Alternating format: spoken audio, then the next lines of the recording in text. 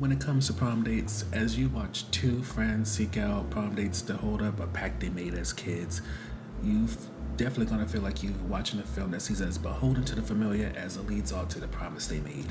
To summarize the film, when Jess and Hannah were kids, they made a pact that included all these things regarding how their senior prom would be.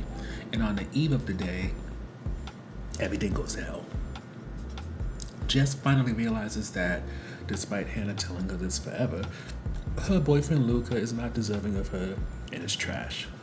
Hannah, well, while she did have a boyfriend, she decides to come out, and with that, she breaks up with her very obsessive and kind of weird boyfriend Greg, thus sending them on a journey overnight where there is a hope to find Hannah a girl to go to prom with, while Jess is willing to hook up or do whatever to not only salvage the pact but also potentially find a guy who can help her become prom queen, even though you don't see her campaign for the position whatsoever.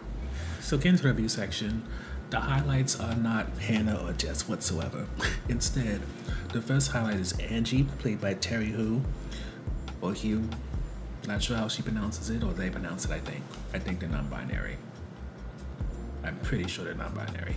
Anyway, they are one of the highlights because even though Angie can come up like your usual formulaic, this is a person the lead has a crush on, but they think they don't have a chance with, yet they kind of do. I would say that Angie gives you a certain vibe, and in a way that they are written is something different than you may expect. For one, they have presence as a character, as an actor. So they're not just generically hot or generically interesting, but they have scene presence, and low-key could eclipse Hannah's actor, but we're not going to go there because that could be considered mean.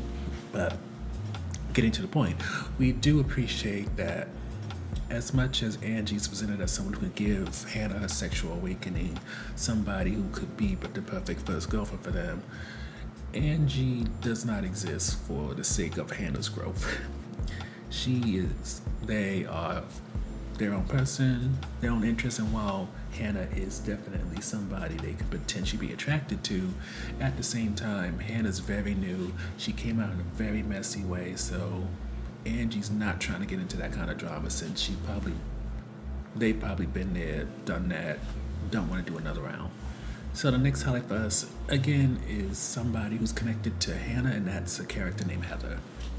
Heather at this point is in college, while Jess and Hannah are in senior year high school. And it seems Heather, Heather or Heather Vodka, I forget which way the name goes, she's somebody who could have been a potential scene stealer if this movie utilized her more.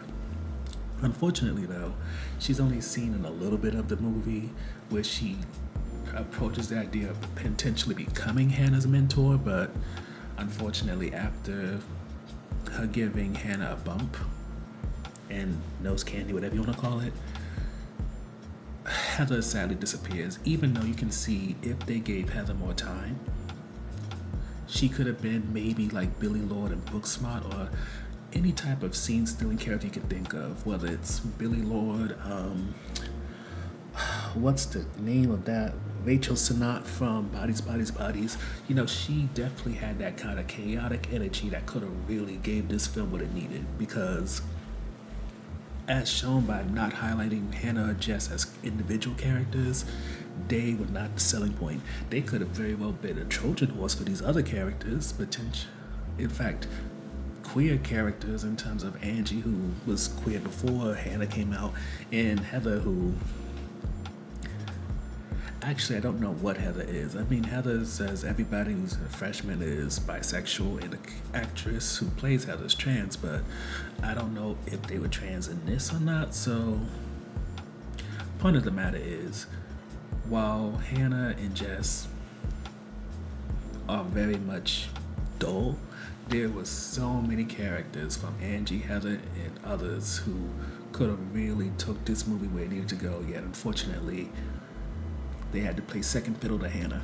But getting to the low point, in almost all these movies where childhood friends hit a point where they're starting to split up a little bit because the priorities are different, one person says something that upsets the other person, And it seems like they've been holding on to this, like they were just waiting for a moment to justify them saying something that was really messed up.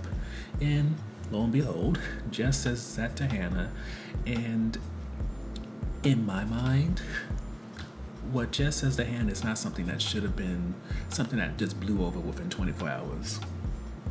It's the type of thing that if your friend says that to you, knowing what you're going through, I feel like it requires not only an intense conversation, potentially an argument, but also some time apart. Because in the back and forth they did have, Hannah rightly held Jess accountable, and then Jess decided to hit a low blow, which was uncalled for.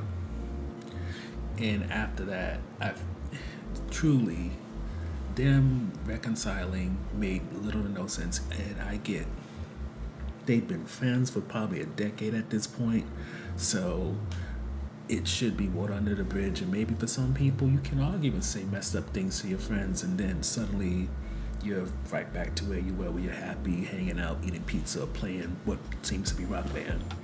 But it's a no for me. And for the last topic, which is an on-offense topic,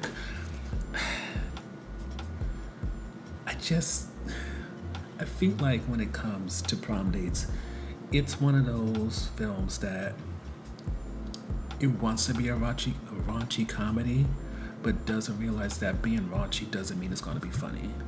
Because everything about Prom Dates feels very formulaic. It doesn't pursue like Bottoms, where yes, you can get a sense of Superbad and all the classic ones that kind of feel like they're on the pedestal that everybody aspires to be on, but Bottoms found its own lane, did its own thing, and it's completely separate. This feels like another one of those films that so badly want to be the next Superbad or something like that, that it follows the formula that worked for that film, not realizing that a lot of what made that film good is that not only were the actors game, but they were funny and were able to really pull off what they did. And on top of that, the writing at the time felt original, at least to those who either wasn't aware of the films that came out in the 80s or maybe even the 70s to a certain degree. But again, when it comes to Prom Dates, Jess being so desperate to have a prom date that when she talks to a hot college guy, she just gets in position of doggy style, and then is surprised when he wants her to help him do something on his phone because he can't look at a screen too long without getting a headache. It's not funny. And even Hannah seeing breasts for the first time, getting dizzy and vomiting, it's corny. And it just feels like, I get, in some ways, maybe there's supposed to be some kind of shock value because the actress who played Hannah was on High School Musical, the musical, the series. So technically, this is her going from a Disney Channel show to now flipping to something that's very mature, even though there's very little outright, if any, outright nudity is just implied. But you get the idea that it's supposed to be like a major transition for her. And maybe in the same case for Jess's actress, since she's on Ginny and Georgia, even though I'm pretty sure Ginny and Georgia has implied sexual scenes, but I didn't finish the first season because it got boring.